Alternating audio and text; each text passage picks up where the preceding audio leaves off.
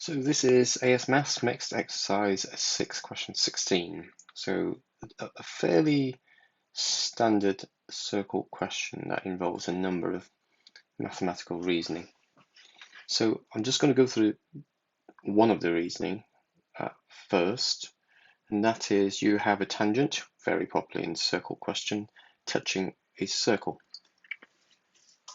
Obviously, because tangent is the definition of a line touching the circle. So let's just take this point here where it touches the circle. The reasoning is that the x and y value of that point must fit into the circle as well as the line. Now that's a really important mathematical reasoning because that then tells you you can substitute the xy value into the circle equation, and this will become really important. If you still don't get what I mean, hopefully you'll see that in a sec. So let's deal with the basics first. We have a circle equation which is there, so straight away I can work out what the center is.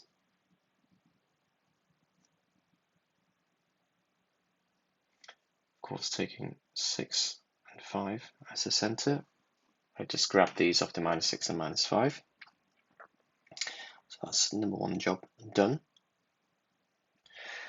Second thing here, it tells you the second, the two lines, L1 and L2. Tangent to the circle, of course we know that, it's touching it, but very importantly, it intersect at point 0, 12. And both of them has that format there. Let me just remind you, for straight lines, y equals mx plus c. C is the intercept.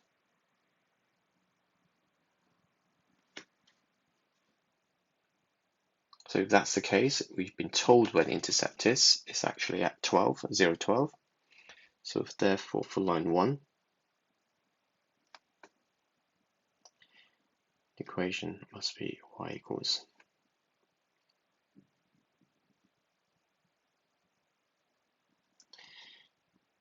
m1x plus 12. For line 2, let's call it y2 equals m2. It looks like it's different. x2 plus 12 as well, so they look very similar. And we don't need to necessarily work out both lines at once, we just actually need to work out one. So let's just pick this one. Let's just make it generalized again. Y equals mx plus 12. And my circle formula is x minus 6 all squared plus y minus 5 all squared equals 17. Now, as I said before, because they intersect,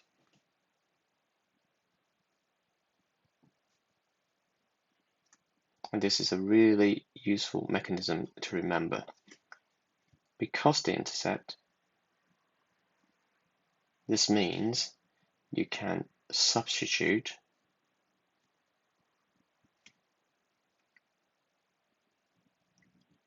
the y value into the circle equation. Now, previously you would have looked at this thing here and say that's an equation for a straight line. Absolutely right. But if you look at the structure of this equation of a straight line, it also tells you y value is equal to mx plus 12. So we actually can substitute this into this equation here. So that's a standard mechanism they use in circle questions that you have to remember. So let's do that.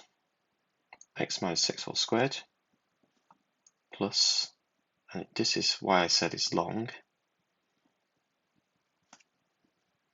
because it looks a bit messy. You're wondering, you're self-doubting all the time, does this look right? This seems so complicated. Yes, it is a bit complicated, but actually it will eventually work out. So don't let that mass of maths deter you. So let's multiply this out. For this bit here, of course, I have x squared minus 12x plus 36. And this here, to simplify this slightly, that should have been that. So to multiply that out, I have m squared x squared plus 14 mx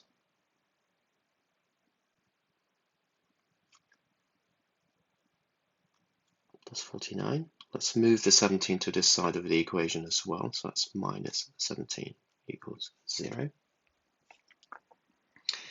So that was my expansion of brackets. So let's tidy this up. Collecting like terms, put the x squares together, and this is the point where you think this looks really messy. Have I got it right? Don't worry about that. Just make sure you expand the brackets correctly, and more important, or equally importantly, collect the like terms together correctly. So I'm going for x squared. Let's remind ourselves what we're doing. Collect like terms. So the x squared term will be 1x squared and m squared x. So that's 1 plus m squared. That's x squared done. And then let's go for the x term. I have minus 12 here, and I have 14m here. That's that done. And then finally the constants. I have 36 plus 49 minus 17 equals 0. This looks a little bit better. Let's tidy up.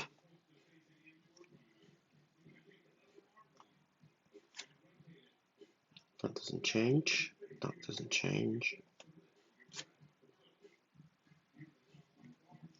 That gives me, hopefully, 68 equals 0. So I would suggest by the time you get here, about 3 out of the 8 or 4 out of the 8 marks. And you might be, at this stage, staring at this and saying, okay, I've done what I think is probably correct. Where do I go from here? So the second mathematical reasoning now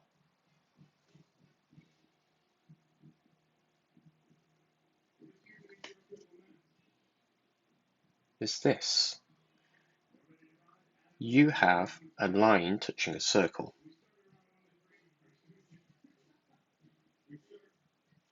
It touches there. That is a root or solution.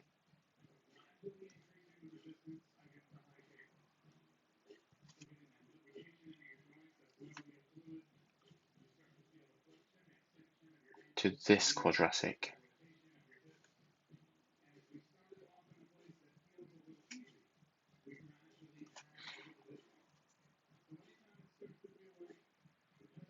So the mathematical reasoning is the tangent touches the circle once. Therefore, one root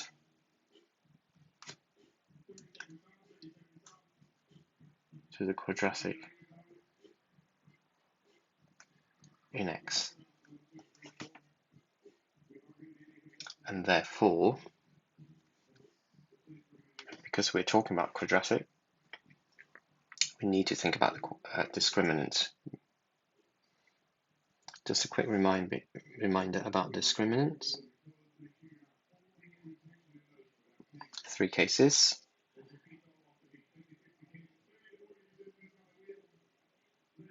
The discriminant b squared minus 4ac is greater than 0 when there is two roots. The discriminant is equal to 0 when it's one root, and is less than 0, no real root. In our case, because it touches the circle, there is only one root. Therefore, I know the discriminant of the quadratic must be equal to 0. So be very careful with this. I'm going to highlight A, B, and C in my quadratic. A, B, and C. B squared minus 4ac is equal to 0. B squared, which is here, is 14m minus 12 all squared.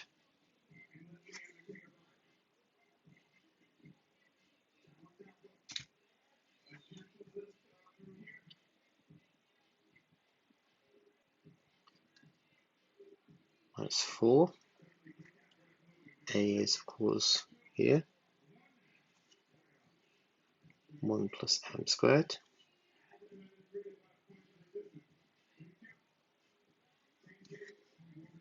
Times 68 equals 0. So again, at this point, you're wondering, am I doing the right thing? So just keep plowing through. So expanding this will give you 196m squared minus, let's check on my computer, 336m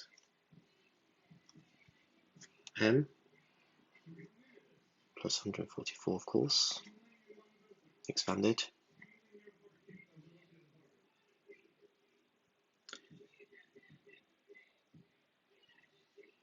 And then I'm going to go for it, minus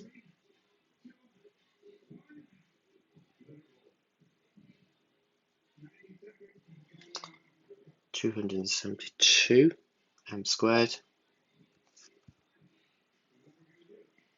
Then because of the 1, it must be minus 272 equals 0.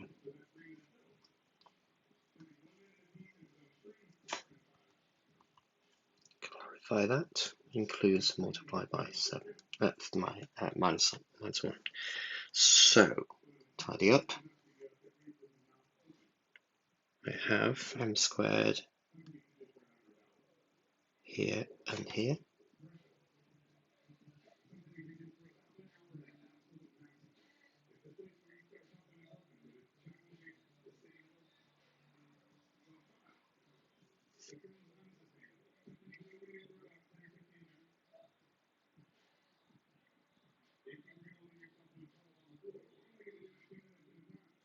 This will give me minus 76m squared.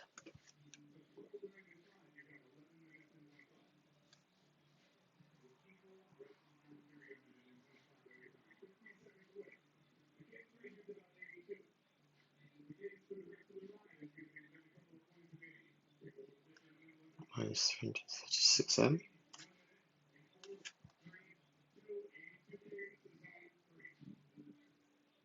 And minus 128 equals 0.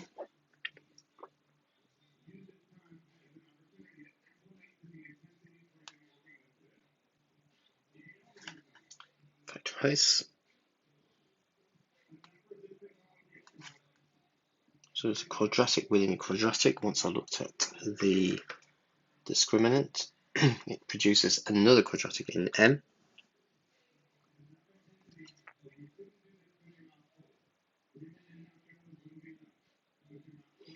You can of course flip the signs here, multiplying by minus 1 both sides.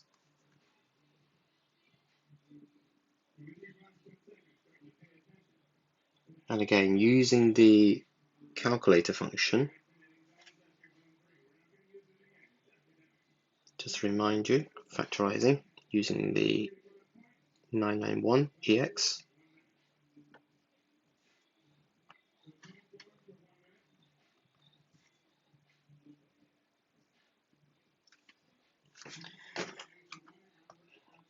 Is menu,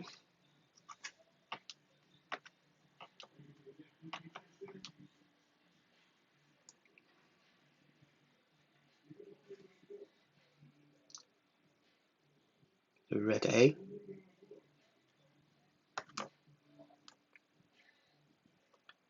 polynomial,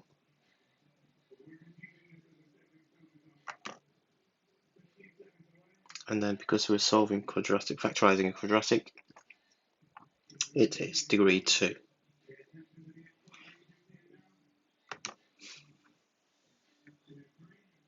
It will then ask you for the three values, which is 76, 336, and 128. You tap that in, you end up with, eventually, this.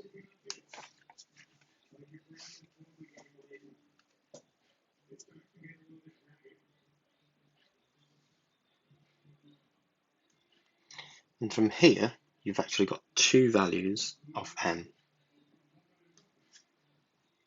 M in this case is, of course, minus m1, minus 8 over 19.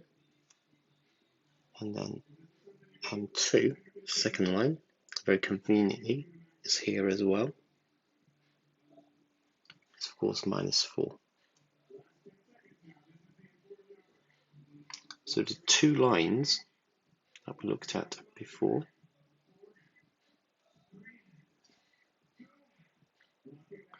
y1 and y2, it's very simply y equals minus 8 over 19, x plus 12, and the second one is y equals minus 4x plus 12.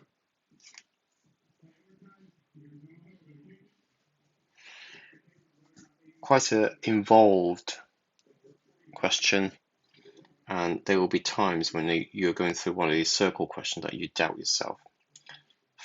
So let's just go through the mechanism one more time. You have a tangent of a circle, which means the root,